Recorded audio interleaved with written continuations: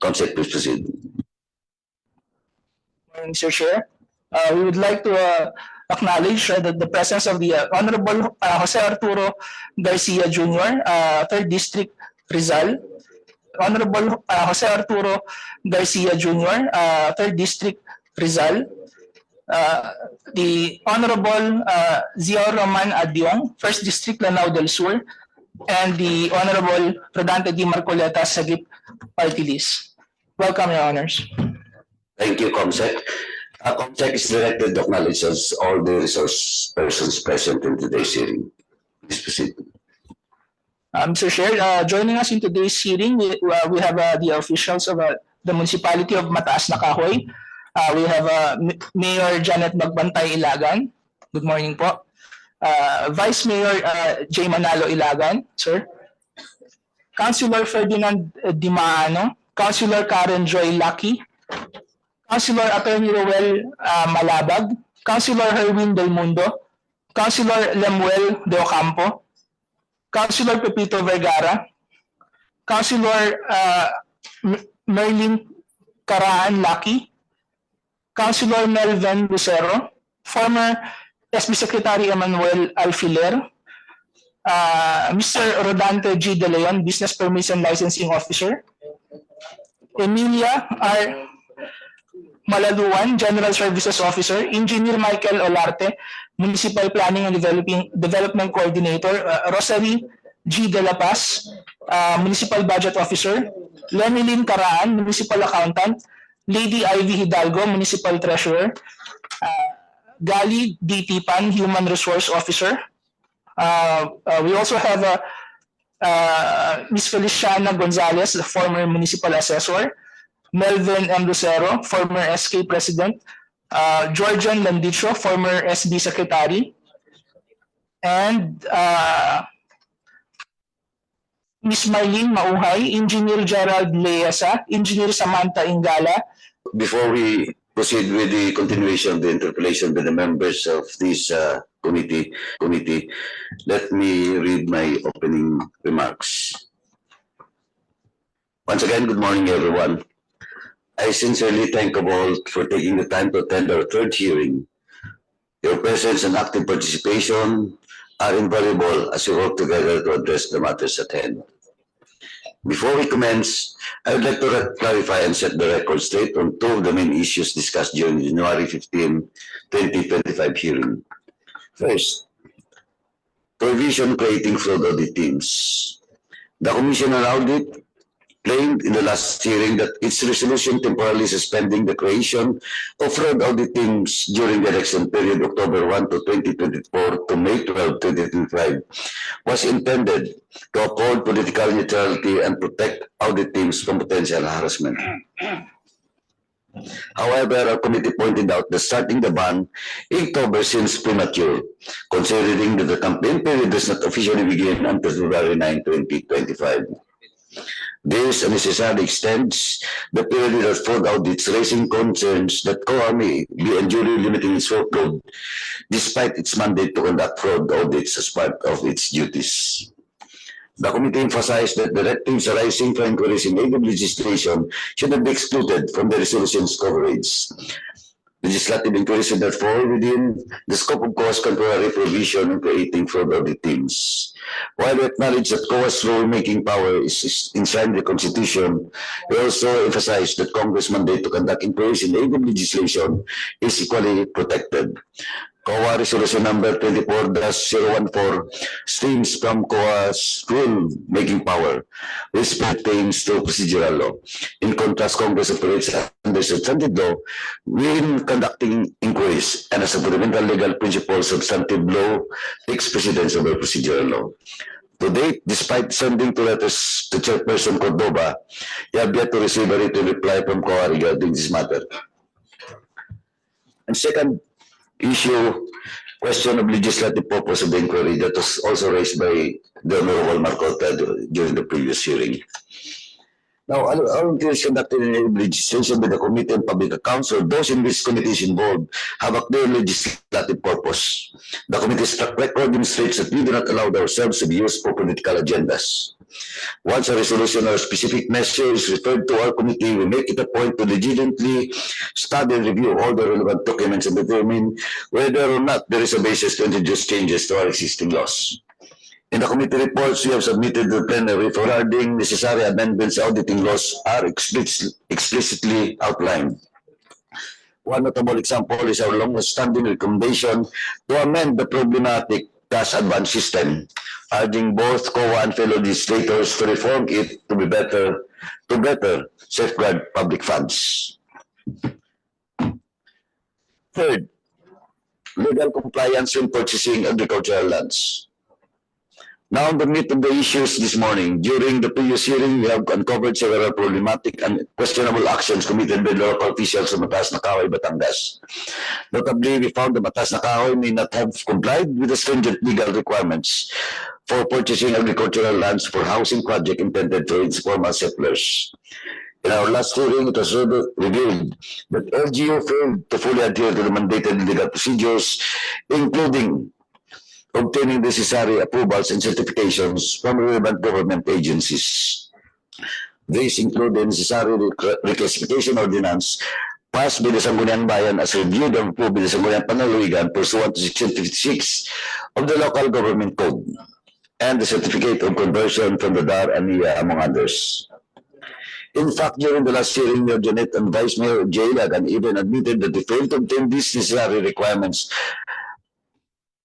stating that the municipality's compliance is solely based on what is being practiced by other LGUs. This is utterly unacceptable, stating public officials are entrusted with the power to affect the lives of their constituents, and it comes with the responsibility to uphold the high standards of legal and ethical standard. But this situation, while saddening, must not derail us from doing our functions. The fact that there are local officials who are unaware of these procedures only bolsters our objective of addressing potential legislative gaps by introducing necessary amendments to our existing laws. Please note that non-compliance with law in acquiring and supplying agricultural land into industrial or residential use may constitute violations of several legal provisions, including but not limited to the Local Government Code of 1991 or Republic Act 7160, Agrarian Reform Laws or Republic Act 6657, or the Comprehensive Agrarian Reform Law, Agricultural and Fisheries Modernization Act, Urban Development and Housing Act of 1992 or Republic Act 7279. Failure to comply with these laws undermines the integrity of the land use policies and may lead to administrative or criminal sanctions. Public trust in our institution hinges in our collective ability to take decisive and effective action against corruption. Only to swift and meaningful reforms can be safeguard the interests of the Philippine people and ensure that every peso of public funds is used responsibly and for the greater good. Help us bring about systemic change by cooperating in our investigation. Maraming salamat po. Before we recognize the members of this committee who wants to continue their interpellation, Comsec, may I ask if the DSUD and the LRA present in today's hearing? Yes, Mr. Chair. Is DSUD present? They are present, Mr. Chair. Representative DSUD, please kindly raise your hand if you're present. Present, Your Honor. Thank you. How about the LRA? Present, Your Honor. So you're representing LRA Central Office or Region 4A? Your Honor, we are from the central office, but we brought with us the records officer, Batangas Province. Thank you. Yes, Your Honor. Thank you. Once again, before I recognize the members to ask questions or clarification or manifestations, let me just put into record that this is the third hearing of this House resolution, and hopefully this will be the last hearing hearing. No. This sa ngayon po, we have already established two specific issues regarding the COA and of course question of purchase of property or particularly agricultural lands in which the Land Registration Authority, the supposedly BIDAR, and specifically in this particular issue of Mataas na Makahoy, yung Pagcor Village po, no, which is a project, joint project of the local government and that's why we have invited Diesel in today's hearing po to update us the status of the project and of course possible legal issues with regards to the project po. Thank you. So depende po no sa maging resulta, but hopefully this will be the last hearing in this resolution so that we can the committee report, then it in the plenary po. Thank you. Kung Jojo is recognized, please proceed. Good morning po, Chairman. Thank you po. No? Anyway, I just want to make it short lang, no? So based on the previous hearing, COA, no, I think you found some violations sa ano nila, sa transactions, is it true? There's some violations regarding sa pag-purchase nila sa mga documents. COA? Based on the Commissioner ako dito assigned doon sa Mataas na Kahoy. Please answer the query from Jojo Lara. Good morning, Your Honor. Some of the allegations embodied in the House resolution were derived from the annual audit reports, previous audits. meaning walang any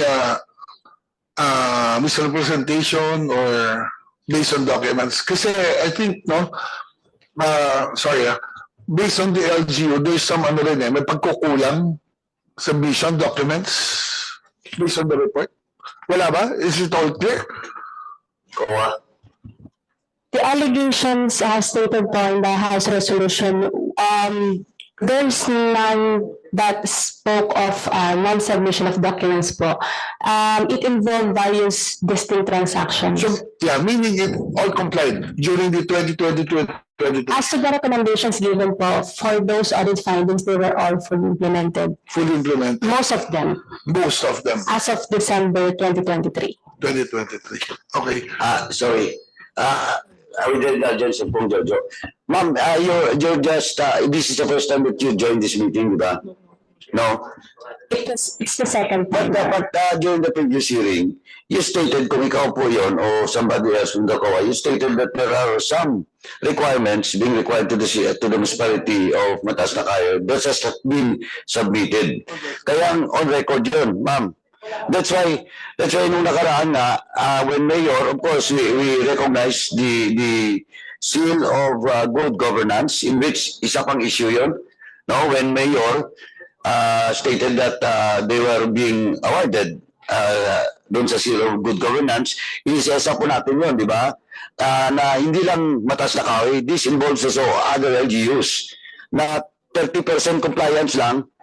Di ba? 30% lang, pwede na. At ito confirmed by DILG. That's why, ang recommendation natin doon sa DILG, they must review the standards and qualifications, requirements for giving seal of local good governance. And well, in fact, it was stated during the hearing because mismo sa inyong galing na there are some.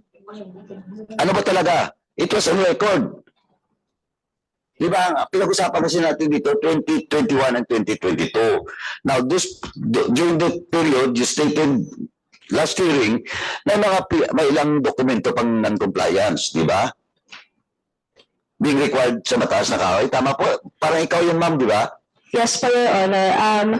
With that po, there are audit recommendations po that have been fully implemented, while there are also audit recommendations from prior years which are not yet implemented. But with the with regards to submission of documents po, we did not have any pending requirement from LGU as to submission po of documents. But with other concerns po as to audit recommendations po, meron pong mga hindi pa po implemented.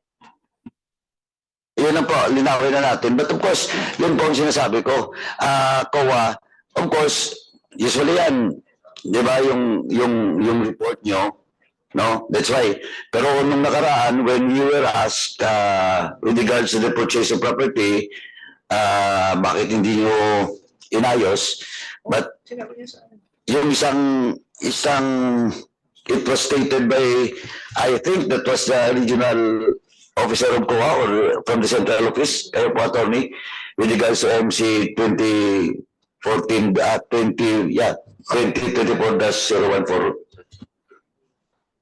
Tama po. Yun yung isang hindrance with regards to fraud audit, di ba? Yes, Your Honor. Thank you. So, please continue. Anyway, COA, no? So, for, prior transactions that 2021, 22, 23, have you have any findings for any misuse of funds? Do you have any misused funds ng LGU? Kasi kung, please, reply. Your Honor, with regards to that question po, as of our audit period po, we did not issue any audit observation po directly indicating that there is misuse of funds po by the LGU. Okay, so wala. Just say yes or no. Walang findings or audit or disallowance. Wala. Wala po, Your Honor. Meaning clear ang mataas sa kahoy? Is that what you're implying? We did not issue any disallowance po, Your Honor. Okay. Anyway, next. LRA, nandyan po ba? Sir, Yes, tanong sir. ko lang, no? Para mabilis tayo. Yung pag-conversion ng mga farmlands to sa mataas na kahoy, ilang percent ang allowed sa municipality nila? Your Honor, I think this is a question best answered by the DAR in terms of conversion. Yes. May DAR ba tayo? Hindi po sa amin yan, Your Hindi Honor. sa inyo. Opo. May DAR ba dito? Wala. Anyway, ang sa amin lang, no, sa LGU, ma'am, all pinapasa nyo sa SB ng mga conversion, development plan, etc. No? Dumadaan muna sa Kapitolyo yan, di ba? For confirmation. Hindi, kasi kung sa DAR, di ba, kukuha sila ng percentage ng ano. Pero may Mayor, please answer. Di ba? Pero conversion, yung maximum. Your Honor, Sa atin. yung po aming mga resolutions, we pass it to the provincial Sangguniang Organization po. Yes, so may confirmation. For Yes, yes po. Okay. Ito pong binigyan natin ng mga conversion, no? May approval lahat sa Kapitolyo to. Yes po, Your Honor. All. Yes po. Pati yung sa PAGCOR, everything. So, Yes po, Your Honor. so wala po kayo dito na hindi pa kinoconfirm pero pinasimulan nyo na ng development permit na ganyan. Kasi usually, sorry po Yes, po. kasi usually po, ano lang, no? Kasi sa amin sa Rizal, ganyan din, mas madaming munisipyo sa amin kaysa isa lang syudad namin, no? Naging practice before, nagkaroon ng SB resolution allowing sa development and conversion, no? So, inaakit yan sa Kapitolyo, pero it will take months. Meaning 3 months, 4 months minsan yan. Pero wala pang approval sa Kapitolyo, sinisimula na ng developer. Nangyari sa inyo yan? So may refer this to our municipal planning development officer, Yes, ma'am. Mr. NPC. Ano po? Bali po, bago po sinimulan po yung specifically po yung sa aming, for example po yung aming Pagco Village. So, nag-comply po kami sa requirement. So, nagkaroon po kami ng reclassification. Nagkaroon din po ng development permit po galing po sa Sangguniang Bayan. And then I believe po doon sa reclassification, ito po yung nasubmit sa province at ito po ay na-aprobahan. So, anong nauna? Approval ng province o yung pagbigay nyo ng building permit na? Bali po laging nauna po muna ang reclass. I mean, na-request yan sa SB sa bayan. Tapos isasubmit niyo yan sa Kapitolyo di ba? I-confirm nila. Nangyari ba sa inyo na before nila i-confirm na i-show nyo na sila ng business, ng building permit? Wala pa po. Wala pa po. Okay. Anyway, that's all, Mr. Chair. Thank you, Kong Jojo. Mayor, before I forgot now, please, you have submitted a voluminous documents, no? Napakakapal po. Yes, Your Honor. Ano lang po, pag-isubmit na lang po to the COMSEC, sa committee, yung electronic copy na lang po, no? Para ma-check namin, mas mabilis. Kasi mahirap po yung hard copy po. Okay Yes. po, Your Honor. Thank you. But, Mayor, do you confirm kasi in yung previous hearing, it was established that in fact you admitted, both of you, the Mayor and Vice Mayor, with regards to which ang statement nyo nga is this is the practice is being practiced by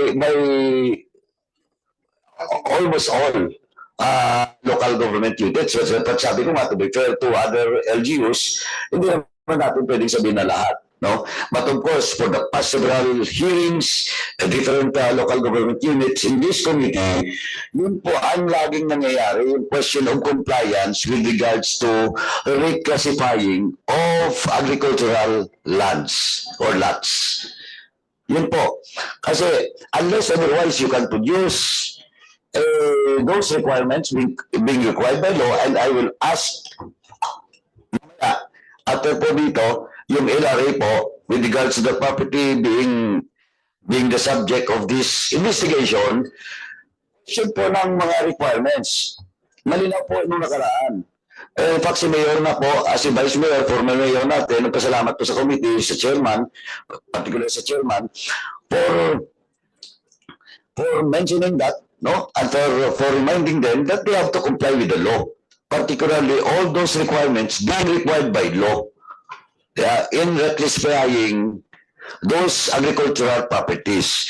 Second po, ang tanungan ni Kong Jojo, assessor siguro makasagot dito before I will ask LRA. LRA kasi lagi itong problema nyo. Na ngayong LGU na process, hindi nyo pa kinakorek. Kasi ang lagi nyo sinasabi, ministerial. But of course, we have now some specific amendments in your charter. And di pwede pong ministerial lang. You have to check all the documents being required by law. Now, assessors, in relation sa tanong ni Kong Jojo, gaano na po kalaki yung na-reclassify in terms of percentage sa lugar nyo? I'm not talking about these two purchase properties. One purchase, one donated. Tama mo, no? Donation sa Pagcor Village natin, di ba? So, yung isa purchase property, I'm not talking about it. I'm talking about the whole agricultural property sa loob po, sa sako po ng mataas na kahoy. Do you have video now? I would like to request our NPDC po for that matter. Please. So, hindi mo, ma'am, sa assessors, hindi mo alam kung gaano nakalaki yung agricultural, ang conversion ng agricultural lands. Wala po akong records na dala po namin, sir. So, I will search for our office because I am already retired po. So, at the present po, wala pa po ako nakitang records po sa amin po. Kailan ka ba nag-retire, ma'am? September 12 po, 2024. 2024. Sino ngayon yung assessors, bagong assessors niyo? Si Mr. Espedelia po, sir. Sir. Have you taken your oath, sir? Last hearing, sir. Last hearing. Sir, do you have data or information with regards to the query of Kong Jojo? Your Honor, I'm sorry, but as of now, we don't have the data yet, but we can check it at the office. MPDO. Ano po, Mr. Chair? Bale po, as per mandated po sa amin, ng LGU po, as port class municipality po, ay 5% po lang yung limit for reclass. And as today po, as per our checking, hindi pa po lumalampas po ng 5% po ang nare-reclass po ng aming bayan. Kasi every time po na nagkakaroon po ng reclassification ng SB, ito po ina-account po namin sa aming pong record. And nilelis lamang po namin sa aming allotted for agricultural for reclassification po. Eto, MPDO, you're under oath.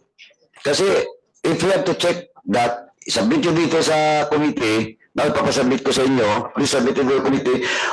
Check din po kasi na sa LRA yan. Yeah, just make sure kasi sabi nga ni Kong Jojo, sa ibang mga lugar, instead of 5 to 10% lang po ang allowed under the local government code, sobra po yung conversion nangyari because yun nga, ay gusto magpa-convert without complying with all those requirements. At the same time, nag-pass mo dun sa allowable lang po na conversion supposedly from agricultural to any purpose of usage. Anyway, LRA, pakisabit lang po LPDO, assessors. Mayor, ano lang po. Yes po, Mr. Chair. Yes, Your Honor. LRA, before I recognize, is it related to the query? Yes, of course. LRA, right to ask you a question because there's a topic to land is about LRA and ikaw talaga related. Senator Marcoleta. LRA, before you proceed with your answer, I will recognize the Honorable Marcoleta.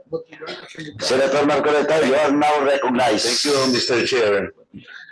With the little information I got in relation to the subject matter of the inquiry, what I know, if the municipality is a third-class municipality, I think 10% of the land area is the cap. That is the limit of the classification. I know this because you will also recall when we investigated the municipality of San Simon, Pampanga. The land area of San Simon, Pampanga is about 4,230 hectares. So 10% should be 423. But what they reclassified so far is already 700 hectares. Yan po yung, I think whatever lapses that this municipality may have done, it will pale in comparison with that particular municipality in Pampanga. Ganun din po sa Mexico. Hindi ko po alam kung magkano sa fourth class. Baka 5%. So, ang makikita lang natin dito, kung lumampas siya ng 5%, medyo may problema. Pero kung halimbawa, 2% pa lang, sapagkat hindi naman sila kagaya ng San Simon, isipin po, 100% nilagpasan po yung limit. Wala pong jurisdiction ng LRA doon sa reclassification. May jurisdiction dyan yung DAR. Kasi bago po ninyo ma-reclassify yan, meron pong connection, meron dapat na pag-uusap ang DAR at saka yung Department of Agriculture, lalong-lalo na po yung agricultural lands. Kasi meron pong irrigable at saka yung irrigated. Sa tuntunin po talagang hindi dapat i-reclassify yun. Ano man ang mangyari. Kaya lang po, nakakalusot talaga. At alam ko naman sa mataas na kahoy, wala. Siguro sa mababang kahoy, meron. Mr. Chair. Tingnan po ninyo. Ang COA po kasi, dapat nakakatulong kayo eh. Ang problema po kasi sa COA ngayon, Mr. Chair, ang kanilang pinananagutan ay yung post-audit. Di po ba post-audit kayo lahat? Ibig sabihin, tapos na po yung programa, tapos na yung project, doon lang kayo papasok. Kumbaga po sa project, kagaya po ng isang dati naming kasama rito, kaibigan pa ni Chairman Paduano. Akala mong gumawa ng housing project doon sa Misamis Occidental eh. Puro katarantaduhan ang pinanggalingan. O tinanong ko yung auditor sa Region 10. Alam mo ba ako yung pinagtayuan ka ako ng lupa dyan eh. Hindi naman pag-aari ka ako ng Osamis City. Bago kayo magtatayo, dapat hindi ba yung titulo nasa inyo na? Kasi po kanya, nabigyan po kami ng writ of possession. Iba po yung writ of possession sa titulo. Magagalit po sa inyo ang COA. Kasi po ang COA, bago po pagkatapos po yan ay natayo, titingnan niya ngayon pati titulo. Paano po kung malalaman ng COA ngayon, pinagtayuan ninyo meron pa palang kaso hanggang umabot na ng Korte Suprema. Sino ngayon ang may-ari ka yung tinayo yung building na yan? So tinanong ko po yung COA, Mr. Chair, sabi ko, oh, Mr. COA, alam mo ba ako, nung itinatayo yung ano na yan, hindi pa titulado sa pangalan ng LGU. Kasagot-sagot naman niya, Mr. Chair, hindi po. Ba't ka ako hindi mo alam? Post-audit po kami. So sa mga kapatid, malalaman mo lang pag tapos na yung project. Opo. Ngayong nalalaman mo na sinasabi ko na ngayon na hindi pag-aari ng ang gagawin mo. Ay, wala po akong magagawa kasi post-audit po kami. O, saan tayo mangyayari? Saan po tayo pupunta pag gano'n? Dapat po kasi, may pagkakataon gamitin po niyo yung pre-audit. Meron naman kayong circular na pre-audit, pwedeng gamitin. Itinanggi nyo lang eh. Parang sinupress nyo lang. Pero meron po kayong circular. Sa maraming pagkakataon, dapat pre-audit, lalo na po yung medyo kahina-hinala. Hindi po ba kaya ko yung mag-audit? Pag nakita nyo po yung mga expenses or expenditures na tinatagurian yung IU, EEU. O alam po niyo yung IU, EEU, di ba? Madam Goa? Ano po yung I? IU, EEU. Ano yung I? Irregular. O yung U? Ha? Ano po? Unnecessary po. O, dapat memorize IU, EEU. Isang E. Ano po yung E? Extravagant. O, another E. Excessive. O, another U. O Unconscionable. yan, IU, EEU. Dapat binabantayan po natin. Dito po nakikita ko wala pong IU, EEU dito eh. Maaaring may lapses ng konti sapagkat hindi naman po lahat ay maaaring perpekto. Kasi perpekto lang ang perpekto sa atin. Dapat nakakatulong po kayo lahat. Dapat mahigpit talaga. Alam mo, Mr. Chair, sa bansang Israel, palibasa maliit yung kanilang bansa mo, mas malaki naman tayo. Doon po sa bansang Israel, kapag ka po yung lupa ay dedicated sa pagtatanim, kahit anong mangyari, hindi nila papalitan yan. Habang buhay pong tinatamnan yun. Tayo po, meron tayong, naalala po ninyo, 1992, meron po bang taga-DA dito? Mr. Chair, may taga-DA? Wala. 1992 po, naalala po niyo yung Fisheries and Agricultural Modernization Act na doon sinabi, kailangan dedicated po yung pagtatamnan natin in order for us to secure food sufficiency, if not food security. Hindi po eh. May mga mayayaman po may subdivision yan. Kilala po ninyo, di ba? Puro subdivision. Samantalang, tingnan po ninyo doon sa isang, yun nga po, yung sinasabi ko sa munisipyo ng San Simon. Sipin po ninyo, San Simon. Yung isang barangay na kung tawagin ay San Miguel. Ay, alam po ni Mr. Chair, kasama po ako ron eh. Agricultural land. Nagtayo po siya ng resort. Yung mayor, ganun, magtatayo ka ba ng resort sa agricultural? Pagkatapos, wala siyang building permit. Yung mga ginawa po niyo, may mga building permit yan.